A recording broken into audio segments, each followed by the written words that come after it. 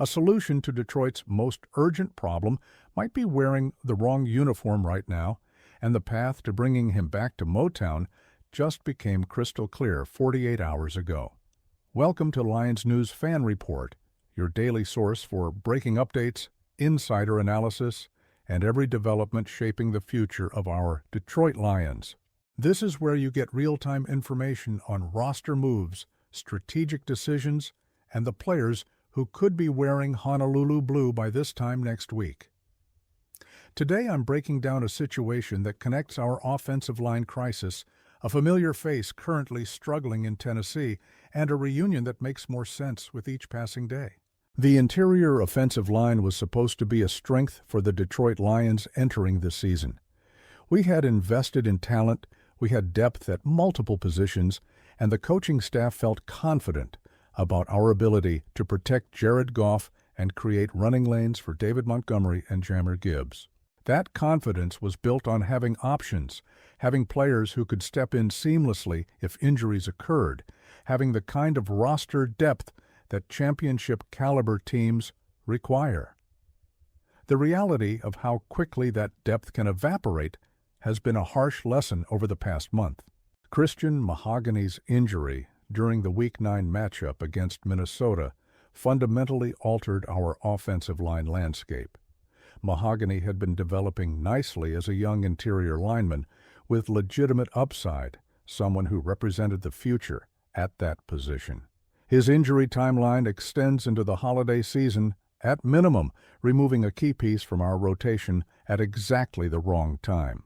But injuries are part of football, and championship organizations overcome adversity by having contingency plans and roster flexibility. The problem is, when multiple injuries hit the same position group simultaneously, even the best planning becomes insufficient.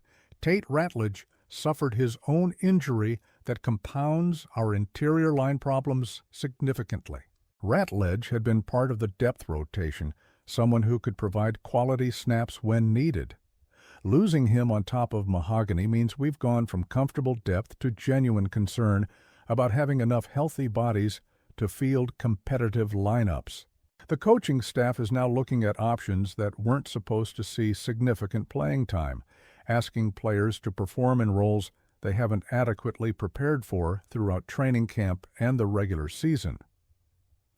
Graham Glasgow has been struggling with consistency at the center position, which adds another layer of complication to an already challenging situation.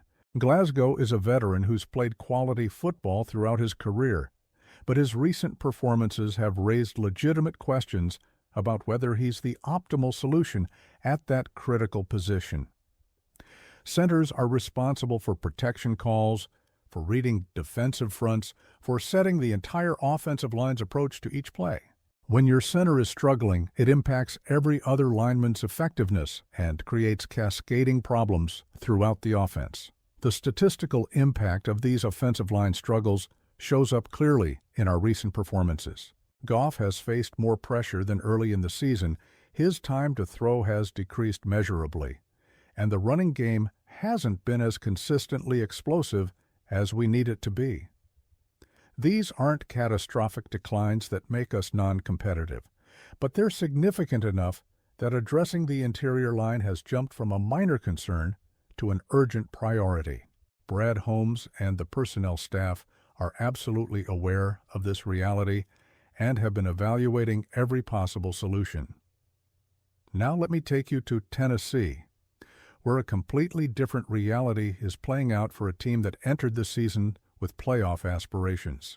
The Titans are stumbling through a disastrous 1-8 campaign that has eliminated them from playoff contention and shifted their organizational focus from competing this year to planning for next season. When teams find themselves in that position, especially teams with pending free agents on one-year contracts, the trade deadline becomes an opportunity to recoup some value rather than watching players walk away for nothing in free agency. Kevin Zeitler signed a one-year $9 million contract with Tennessee this past offseason after spending last season with the Detroit Lions. That decision made perfect sense for Zeitler at the time.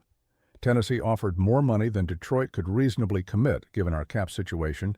They pitched him on being a key veteran presence for a young offensive line, and the opportunity to earn another significant payday after the season was appealing. Zeitler wasn't leaving Detroit due to any problems with the organization or coaching staff. It was simply a business decision where Tennessee could offer financial terms that Detroit couldn't match without creating other roster complications. Zeitler's performance with the Titans this season has been solid when he's been on the field. He's the type of veteran lineman who doesn't make critical mistakes, who understands protections instinctively, who provides stability regardless of what's happening around him. But individual performance doesn't change team records. And Tennessee's 1-8 start means Zeitler is playing out a lost season with a franchise that will miss the playoffs. For a veteran at this stage of his career, that's not the situation you want. You want to compete for championships. You want your efforts to contribute to meaningful victories. You want to finish your career chasing rings rather than watching other teams in January. The connection between Detroit's needs and Tennessee's situation becomes obvious when you examine the specifics. Zeitler started 16 games for the Lions last season, demonstrating his durability and reliability. He knows our system intimately. He's already built chemistry with Goff and the rest of the offensive line. He understands exactly what Dan Campbell and Ben Johnson expect from their interior linemen. That familiarity is invaluable because it eliminates the normal adjustment period when acquiring players mid-season. Zeitler could arrive in Detroit on Tuesday and be ready to start Sunday without missing a beat. Here's the critical information that changes everything about this situation. Kevin Zeitler is on a 1-year contract with Tennessee, making him a prime trade candidate as the Titans shift into seller mode at the deadline. For Tennessee, trading Zeitler means recouping draft capital for a player who will leave in free agency anyway. For Detroit, acquiring Zeitler means bringing back a proven commodity who started every game for us last season and knows our system better than any available alternative. This is exactly the type of trade scenario that makes sense for both organizations involved. The plug-and-play nature of this potential acquisition cannot be overstated. Zeitler wouldn't need extensive coaching or time to learn the playbook. He lived it for 16 games last season.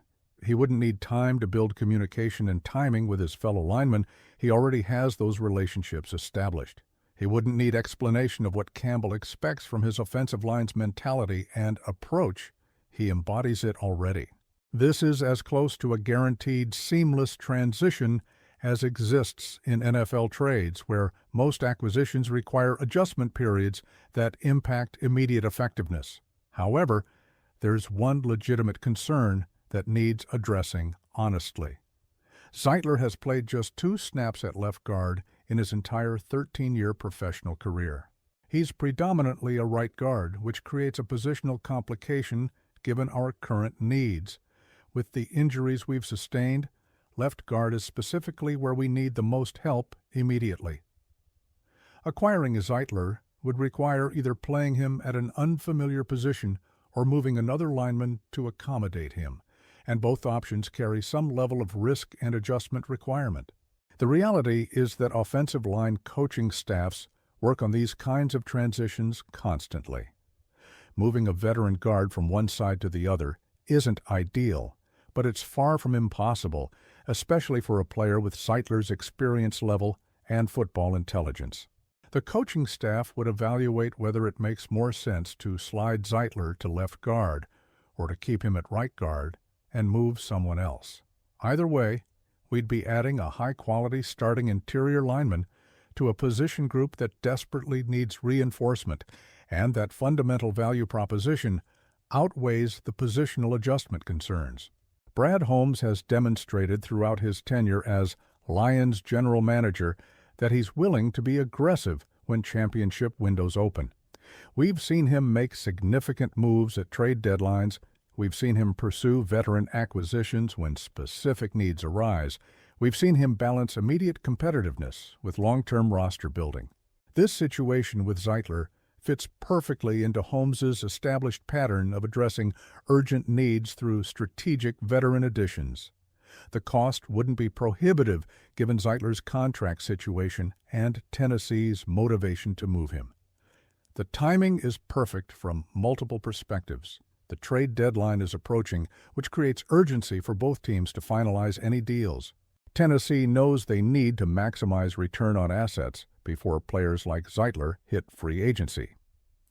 Detroit knows our championship window is right now with this roster, and addressing the offensive line crisis immediately rather than hoping injured players return quickly is the championship-minded approach. Waiting and hoping isn't a strategy when you're competing for Super Bowl appearances. Being proactive and solving problems decisively is what separates pretenders from contenders. Now here's my honest assessment of how this should play out. The Lions absolutely should pursue Kevin Zeitler aggressively if Tennessee makes him available at the trade deadline. The familiarity, the proven production in our system, the immediate impact potential, all point toward this being an optimal solution for our interior line needs.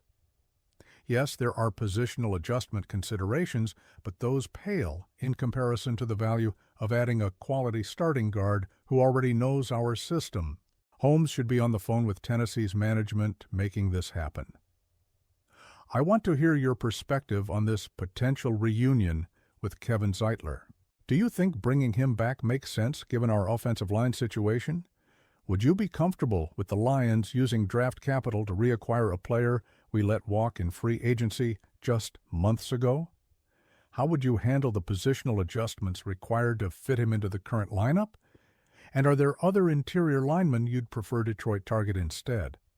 Drop your detailed thoughts in the comments below, because this is a decision that impacts our entire championship chase.